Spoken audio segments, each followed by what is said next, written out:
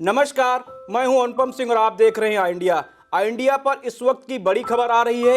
ये खबर समाजवादी पार्टी से जुड़ी हुई है। सपा ने रविवार को तीसरी संशोधित सूची जारी की है। इसमें राष्ट्रीय कार्यकारिणी में 5 लोगों को शामिल किया गया है।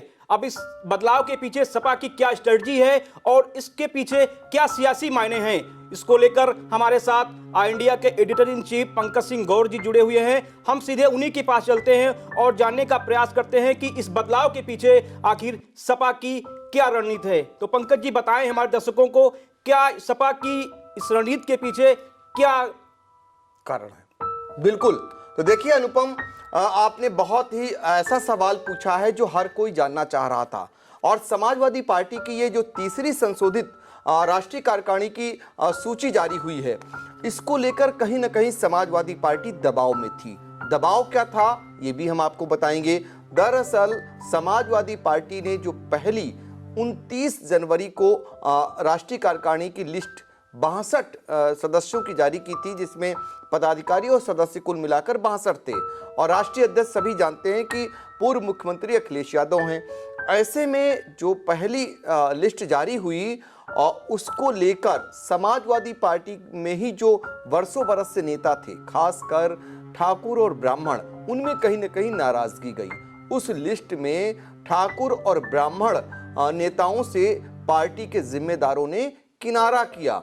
ऐसा माना जा रहा था कि चूंकि समाजवादी पार्टी ने इस लिस्ट में जैसे ही कुछ ही दिन पहले समाजवादी पार्टी में आए स्वामी प्रसाद मौर्य को राष्ट्रीय महासचिव बनाया, उससे एक मैसेज गया, संदेश गया कि समाजवादी पार्टी की इस बार लाइन क्या रहने वाली है। आखिर क्यों ठाकुर और ब्राह्मणों को दरकिनार किया जा रहा है, ऐसी तमाम चर्चाएं होनी शुरू हो गईं। और इसको लेकर जो ठाकुर और ब्राह्मण नेता थे उनमें उबाल, एक समान अंदर ही अंदर नाराजगी पनपने लगी। और पनपे भी क्यों ना, वो बरसों बरस से पार्टी के प्रति समर्पित नेता के रूप में काम कर रहे हैं। जब भारतीय जनता पार्टी की तरफ बहुत सारे नेताओं का रुझान हुआ, लेकिन ये नेता न टस से मस नहीं हुए, न इन पर पार्टी विरोधी गतिविधियों में लिप्त होने का जरा भी संदेह रहा। तो ऐसे में जो पूरी निष्ठा और ईमानदारी से समाजवादी पार्टी की सेवा कर रहे थे, आखिर उन्हें क्यों दरकिनार किया गया, ये अंदर ही अंदर बात सुलग रही थी। और आपको बता दें कि रामचरितमानस को लेकर जो विवाद गहराया, विवाद के बाद ये माना जा रहा था कि कहीं ना कहीं जो स्वामी प्रसाद मौर्य हैं, जो टिप्पणी कर रहे हैं, जो इससे कहीं ना कहीं एक वर्ग आहत हो रहा है। इसको लेकर समाजवादी पार्टी के मुखिया अखिलेश यादव कोई कदम उठाएंगे, एक्शन लेंगे, ऐसा माना जा रहा था। लेकिन अखिलेश यादव ने जब राष्ट्रीय कार्यकारिणी अपनी घोषित की, जिसमें वो स्वयं अध्यक्ष बने और दूसरे नंबर पर राष्ट्रीय उपाध्यक्ष किरणमय नंदा को बनाया, और तीसरे स्थान पर, जैसा कि सभी जानते थे, प्रोफेसर रामगोपाल यादव रहेंगे, और वो रहे भी। उन्हें बड़ा पद दिया, यानी राष्ट्रीय प्रमुख महासचिव का। उसके बाद उन्होंने आजम खान, मोहम्मद आजम खान को स्थान दिया, चौथे स्थान पर वो राष्ट्रीय महासचिव बनाए गए। और फिर इसके बाद शिवपाल सिंह यादव, इनको लेकर बहुत तमाम जो है कयास लगाए जा रहे थे कि शिवपाल यादव को क्या पार्टी क्या पदाधिकारी बनाती है, क्योंकि एक बड़ा माध्यम है समाजवादी पार्टी में जोड़ने का। जो बहुत सारे लोग इधर उधर चले गए हैं, वो शिवपाल यादव के जरिए फिर से एक बार समाजवादी पार्टी में आना चाह रहे हैं।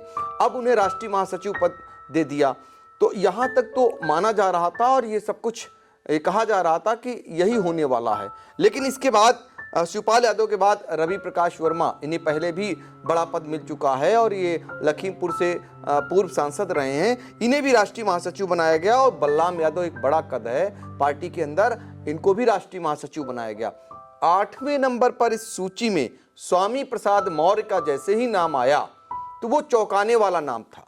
और वो निसंदेह राष्ट्रीय महासचिव स्वामी प्रसाद मौर्य को बनाया जाना एक सवाल मन में पैदा कर रहा था। लोग तरह तरह की चर्चाएं भी करने शुरू कर दिए थे।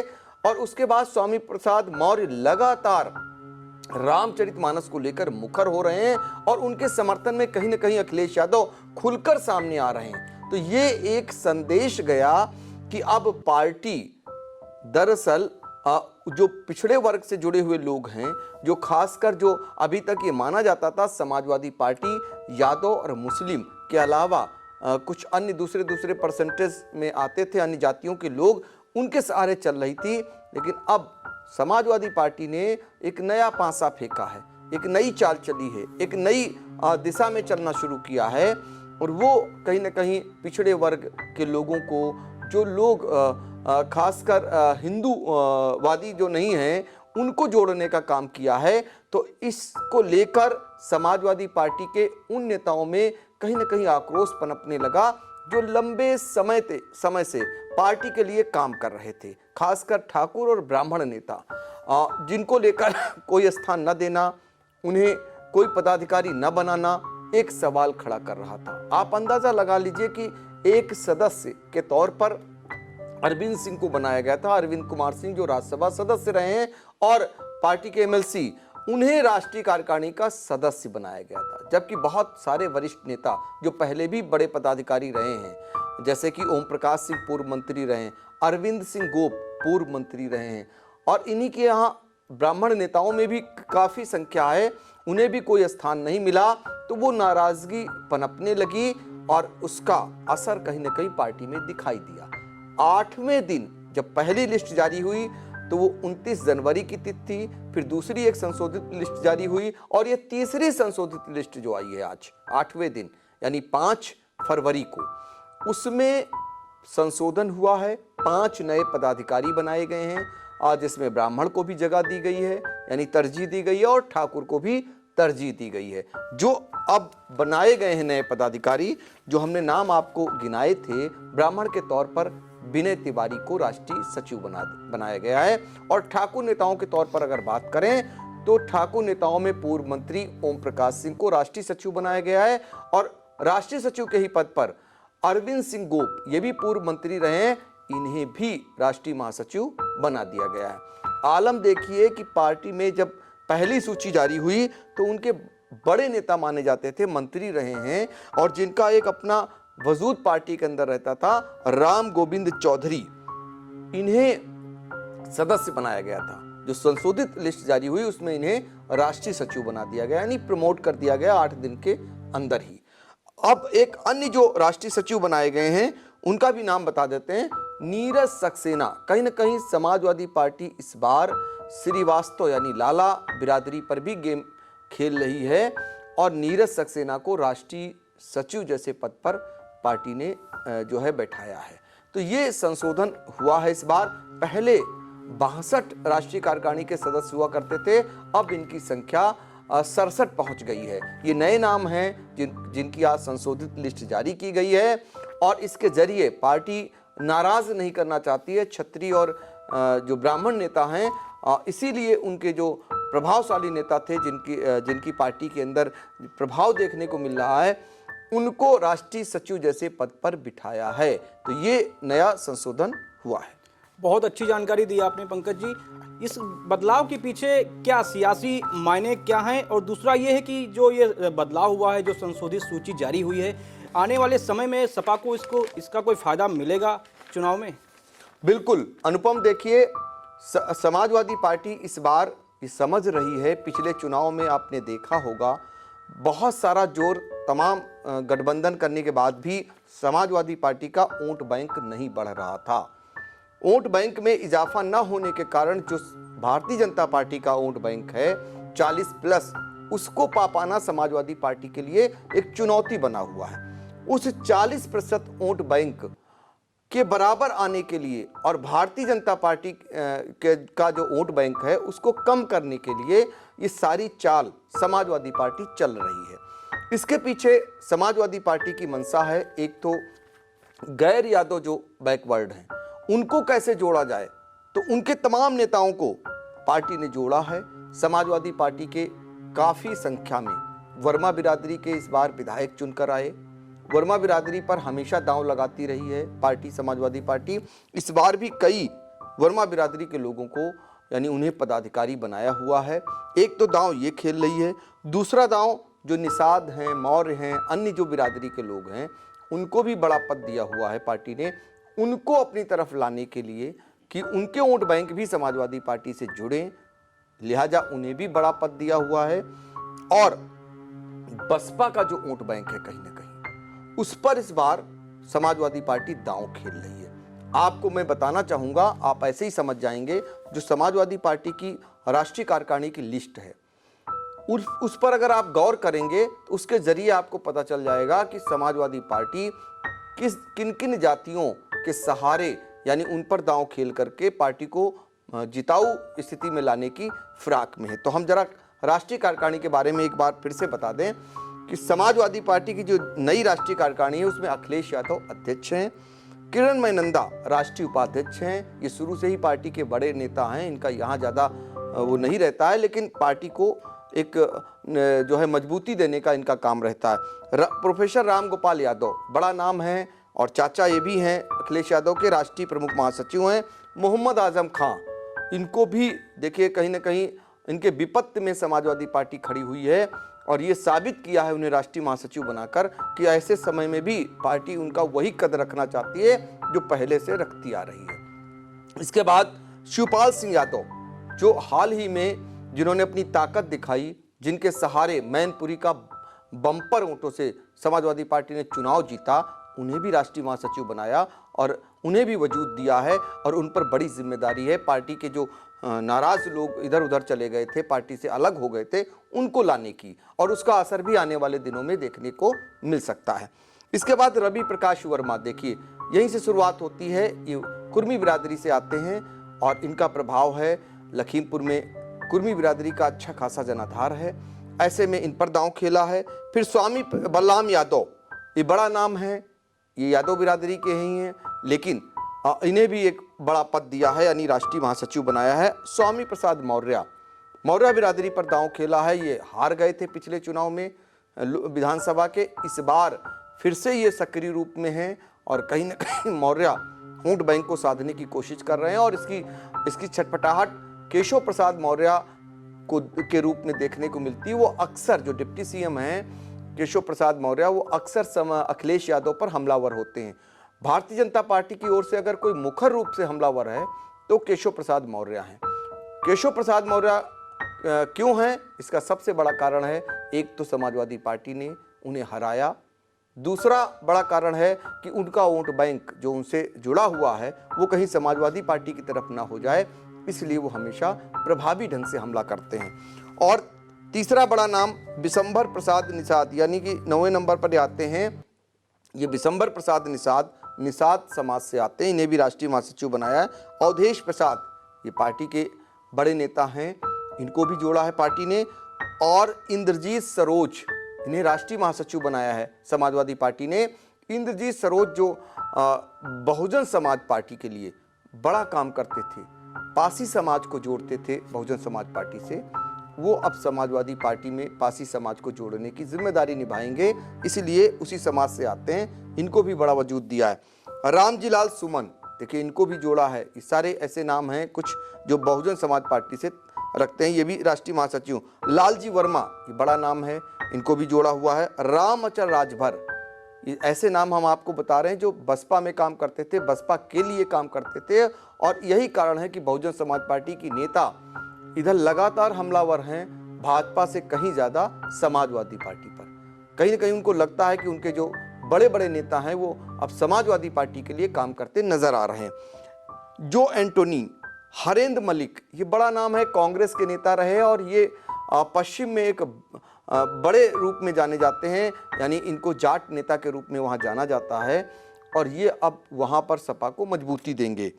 ये भी राष्ट्रीय महासचिव बनाए गए। नीरज चौधरी, इनको भी राष्ट्रीय महासचिव बनाया गया है। सुदीप रंजन सेन, ये राष्ट्रीय कोषाध्यक्ष बनाए गए हैं। डॉक्टर मधु गुप्ता, ये एमएलसी रही हैं, इनको राष्ट्रीय सचिव।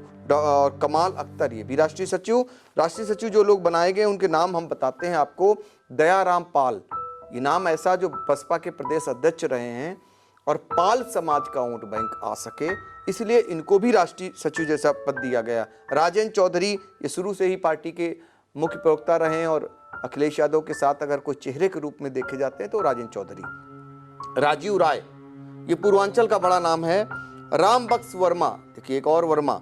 इसके अलावा अभिषेक मिश्रा, ये पूर्व मंत्री रहे हैं और इनकी अच्छी छवि मानी जाती है, पार्टी के अच्छे वक्ता माने जाते हैं, इन्हें भी राष्ट्रीय सचिव बनाया गया है। जावेद आब्दी, रमेश प्रजापति, पीएन चौहान, आकिल मुर्तजा, अखिलेश कटियार, ये युवा चेहरा है और ये जो है ये बहुत ही ज़बरदस्त भाषण देते हैं और इन्हें भी राष्ट्रीय सचिव जैसा दर्जा इन्हें दिया गया है। ये भी कटियार, ये भी कुर्मी समाज से आते हैं। इसके अलावा रामाशरे विश्वकर्मा समाज का वोट बैंक भी साधा है समाजवादी पार्टी ने। तारकेश्वर मिश्रा, ये भी राष्ट्रीय सचिव बनाए गए हैं। हाजी इरफान अंसारी, राजा राम पाल, त्रिभुवन दत्त, बीरपाल यादव, राममूर्ति वर्मा, ये सब सारे लोग राष्ट्रीय सचिव बनाए गए हैं। और सदस्यों की अगर बात करें तो जया बच्चन, इतना बड़ा नाम, अमिताभ बच्चन की पत्नी, राज्यसभा सांसद रही हैं, ये जो है कायस्थ समाज से आती हैं, तो जया बच्चन को भी जोड़ा है, सदस्य हैं। राम गोविंद चौधरी, जिनको आप प्रमोट कर दिया गया, राष्ट्रीय सचिव बना दिया गया है। आबू हासिम आजमी, ये भी बड़ा नाम है। चंद्रपाल सिंह यादव, जावेद अली खान और अरविंद कुमार सिंह, ये राज्यसभा सदस्य हैं। पार्टी के एक ऐसे नेता जो बहुत ही सौम्य और बहुत ही सरल और बहुत ही जिसको कहते हैं कि आज भी वो बस से चलने वाले नेताओं में उनकी गिनती मानी जाती है। डॉक्टर मुकेश वर्मा और उषा वर्मा, ये हरदोई की बड़ी नेत्री हैं और ये भी देखिए सदस्य बना दी गई हैं। लीलावती कुशवाहा, ये भी देखिए कुशवाहा समाज को जोड़ना था, उनको जोड़ा है। राजेश कुशवाहा, रामदुलार राजभर, संजय विद्यार्थी, ओपी यादव, पवन पांडे, उज्जवल रमन सिंह रेवती रमन सिंह के बेटे हैं, जो मंत्री रहे और एक भूमिहारों के बड़े नेता माने जाते हैं, इलाहाबाद में लंबे समय तक राजनीति किए, उनके बेटे हैं। और इसके अलावा राजकुमार मिश्रा, संजय लाठर को जो है साथी माना जाता है अखिलेश यादव का, उनके बहुत ही खासों में से एक हैं, उन्हें भी स्थान दिया गया। डॉक्टर रमेश तोमर, धर्मेंद्र यादव, अक्षय यादव, ये परिवारीजन है। तेज प्रताप यादव, ये सब अखिलेश यादव के परिवारीजन हैं। अल्ताफ अंसारी, किसान सिंह सैतवार, व्यास जी गौड़, मौलाना इकबाल कादरी, ये विशेष आमंत्रित सदस्य यानी 4। और जो अब नया संशोधित जारी हुआ है उसमें अरविंद सिंह गोप, ओम प्रकाश सिंह, ये मंत्री दोनों रहे हैं, इन्हें राष्ट्रीय सचिव बनाया गया है। विनय तिवारी, इन्हें राष्ट्रीय सचिव बना दिया गया है। और इसके अलावा जो सदस्य बनाए गए थे, राम गोविंद चौधरी, इन्हें भी राष्ट्रीय सचिव बना दिया गया। और एक नया नाम नीरज सक्सेना, इनको भी राष्ट्रीय सचिव बना दिया गया। तो जातिगत हिसाब से ये पूरी तैयारी की गई है ताकि लोकसभा चुनाव में हर वर्ग के लोगों को अब समाजवादी पार्टी की तरफ लाने का प्रयास करें। समाजवादी पार्टी ये मान बैठी है कि योगी के रहते हुए जो क्षत्रिय वोट है वो आसानी से नहीं लाया जा सकता है। जो हिंदूवादी छवि पार्टी ने गठित बनाई हुई है उससे जो ब्राह्मण वर्ग है वो आसानी से नहीं लाया जा सकता है। लिहाजा इन दोनों जातियों को समाजवादी पार्टी ने दरकिनार अभी तक किया था। अब जब विरोध शुरू हो गया तो अब फिर से इन्हें भी वजूद देकर और समाजवादी पार्टी ने इन्हें भी साधने का प्रयास किया है। बहुत अच्छी जानकारी दी पंकज जी आपने हमारे दर्शकों को। इस सपा ने जो रणनीति बनाई है आगे आने वाले चुनाव में इसका फायदा क्या मिलेगा ये तो आने वाला समय बताएगा, लेकिन सपा ने हर वर्ग को अपने पाले में शामिल करने का ये दांव खेला जरूर है। अब इस रणनीति के पीछे उसकी अपनी स्ट्रेटजी है और आने वाले समय में इसका फायदा कहीं ना कहीं जानकारों का कहना है कि सपा को जरूर मिलेगा, क्योंकि 2022 के चुनाव में सपा कई मायनों में जो उसकी रणनीति थी उसको लेकर कहीं ना कहीं फेल भी हुई और कमज़ोर मानी गई। लेकिन अब जो चुनाव का अभी 1 साल का वक्त बचा हुआ है, अभी से उसने तैयारी अपनी शुरू कर दी है। सियासी पिच मजबूत करने का जो फार्मूला शुरू किया है उसका आने वाले समय में कितना फ़ायदा मिलेगा ये तो चुनाव के बाद ही पता चल सकेगा। फिलहाल आपने बहुत अच्छी जानकारी दी दर्शकों को, आपका बहुत बहुत शुक्रिया। नमस्कार, आप देखते रहिए आई इंडिया।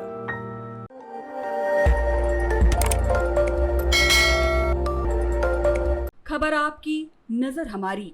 देखते रहिए आई इंडिया।